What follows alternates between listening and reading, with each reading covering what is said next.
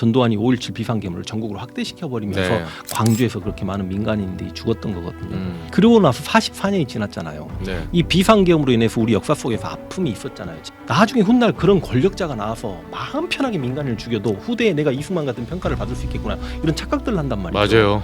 그래서 우리가 학살자는 학살자대로 제대로 평가를 해야 되는데 이승만의 학살과 박정희의 독재와 또 역시 전두환의 학살을 기억해야 되는데 대한민국 이렇게 선진국이 됐고 민주국가가 됐음에도 불구하고 개인의 정치적 입지 문제 때문에 비상계엄을 한다. 이게 계몽령이라고 하는데 국민들 계몽시키려고 전 세계 대한민국 비상계엄이 선포된 나라다라고 그렇게 국격을 손상시키면서 이렇게 경제에 손해를 끼치면서 국민을 계몽시킵니까?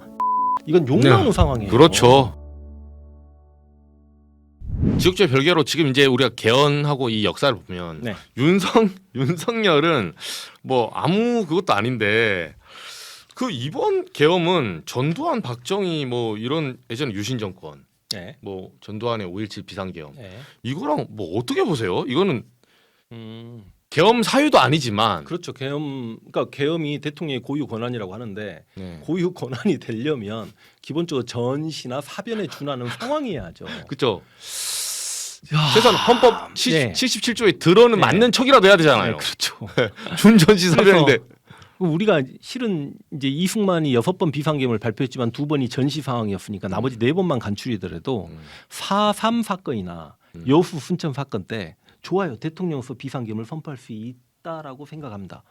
그럼에도 불구하고 그 비상계엄으로 여수 순천 사건 때 무고한 민간이 7,000명, 제주 4.3 사건 때는 뭐 14,442명이라고 하지만 뭐 3만에서 8만까지 너무한 민간이 죽었기 때문에 우리가 그 비상계엄을 비난하는 거거든요.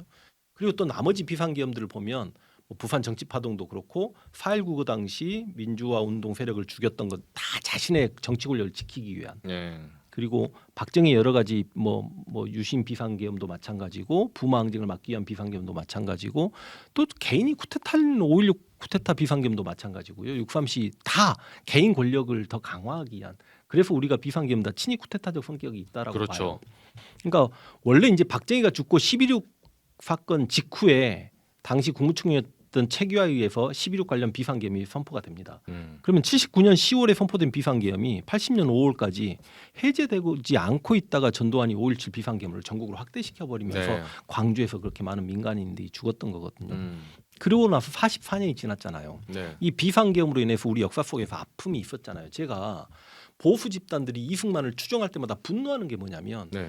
우리 역사상 가장 많은 민간인을 죽인 사람이 이승만이라고 했죠. 그런 민간인을 많이 죽인 이승만이 추종받는 사회가 되면 나중에 훗날 그런 권력자가 나와서 마음 편하게 민간인을 죽여도 후대에 내가 이승만 같은 평가를 받을 수 있겠구나 이런 착각들을 한단 말이죠. 맞아요.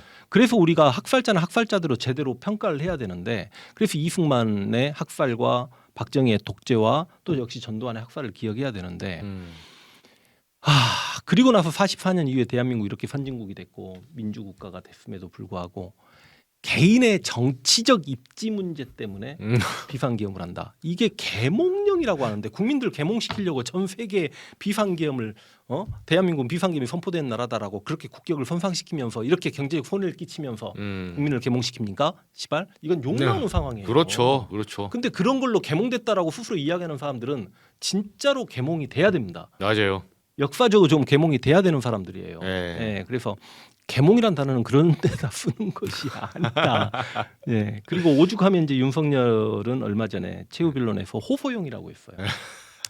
개인적 답답함을 호소하자고 네. 전 세계에 이거를 정말 장난합니까?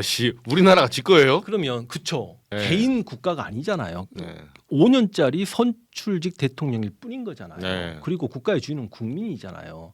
그러니까 예를 들어서 자기 마누라 특검 막자고 명태균 리스크 막자고 그러니까 좋다 이거예요. 그러면 예를 들어서 국회의원들이 탄핵을 남발했다라고 이야기하는데 그거 비판받을 수 있다고 칩시다. 아니 제가 100번 양보해서. 그렇죠. 그럼 예를 들어서 근데 그 탄핵을 하는 것조차도 합법이잖아요. 헌법이 나와 있잖아요. 그러면 아니 특검을 거부하는 자가 범인이라고 했던 사람이 특검을 수십 번 거부했잖아요. 근데 특검을 거부하는 것도 대통령의 권한이니까 그것도 합법이라고 우리가 쳐주잖아요. 그걸로 쫓아내는 거 아니잖아요. 그렇죠. 근데 어떻게 군대를 몰고 국회를 들어가냐고. 국회 기능을 정지시키는 것 자체는 불법이잖아요. 어떤 상황에서. 그렇죠. 그래서 이거는 용납하지 못하는 친위 쿠데타였다. 음. 내란이었다. 그리고 아마 역사적으로 굉장히 비웃음거리가 될 만한 비상계엄이었다. 아마 그렇게 평가될 것 같습니다. 여기 그 현실 정치인에서 역사로 이제 비유하시면 어떠세요? 예전에 이제 이재명 대표에 대해서 이제 그 앞뒤 맥락 자르고 나왔던데 제가 자세히 보니까 이순신이 되어달라. 아, 그것도 억울한 게 그러니까 네. 저들이 이야기하는 건 그냥 다 거짓말로 생각합니다. 그렇죠. 이순신이랑 아니라 되어달라 이거였잖아요. 제가 뭐라고 했냐면 대한민국에 만약 이재명이 선출된다고 하더라도 5년 동안 성공한 대통령이 된다고 하더라도 실은 대한민국에서 성공한 대통령이 되기가 얼마나 힘든지 아시잖아요. 네, 그렇죠. 성공한 대통령이 된다고 하더라도 이순신의 숭고함에는 미치지 못한다라고 이야기했습니다. 네. 확실하게 그렇게 이야기했고 대신 내가 뭐라고 이야기했냐. 윤석열은 확실히 원균 같다. 왜냐하면 이렇게 원균처럼 무능력한 자에게 우리 국방과 외교와 안보를 어떻게 맡길 수 있냐라고 이야기했습니다. 그러면 그때 댓글이 2만 개가 달렸거든요. 2만 개 중에 내가 지지하는 윤석열이 왜 원균이냐, 윤석열은 원균이 아니다는 댓글은 하나도 없었습니다. 나는 이재명을 이순신이라고 말한 적이 없는데. 네. 그래서 그런 거짓말에 좀 속지 마시란 말이죠. 앞뒤 딱 따다가 지금 그러면 네. 주요 인물 중에 뭐 한두 명만 한동훈 역사적으로는 뭐 어떤 사람 같아요? 아, 제가 이제 윤석열이 비상계엄에 빡쳐서 이렇게 요즘에 이제 이렇게 불러주시니까 너무나 제가 방송 출연하지 않다가 네. 지금 방송에서 이제 말씀드리면 앞으로 이제 방송 출연 안 합니다. 이거 마지막이에요. 아유 너무 감사합니다. 그런 입장에서 네.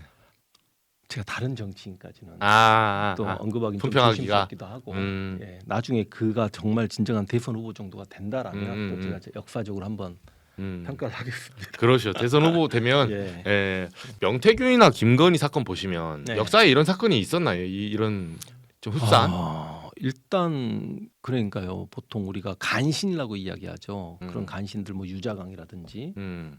한 명의를 가져다 대기에는 명태균이 한 명에는 그쵸. 그래도 긍정적인 측면도 있는 역사적인 그리고 인물이었기 사실 때문에. 뭐 비선이 아니잖아요. 한 명이. 예, 근데 대신 이제 김건희는 음. 우리가 보통 여성으로 드라마의 주인공이 됐던 뭐 장희빈이라든지 민비라든지 이런 뭐 정난정이라든지 뭐 이런 그런 역사적인 뭐 정순왕후, 임모강후 막 이런 참 재밌는 여성들도 많이 있습니다만 저는 실은 최순실이 나왔을 때 네. 야, 최순실 박근혜는 진짜 드라마 속 주인공이겠다.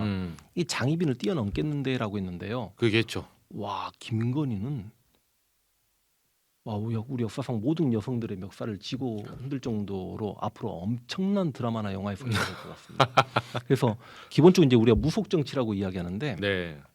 무속 정치를 했던 대표적인 여성 정치인을 꼽자라면 그게 장희빈하고 민비, 명성황후입니다. 근데 그들은 결과적으로 다 무속으로 몰락했거든요. 네. 그래서 이번에 탄핵이 인용이 되면 네. 제가 장희빈하고 민비하고 김건희의 공통점을 무속 정치의 몰락으로 영상을 좀 찍겠다. 아. 네. 약속드립니다.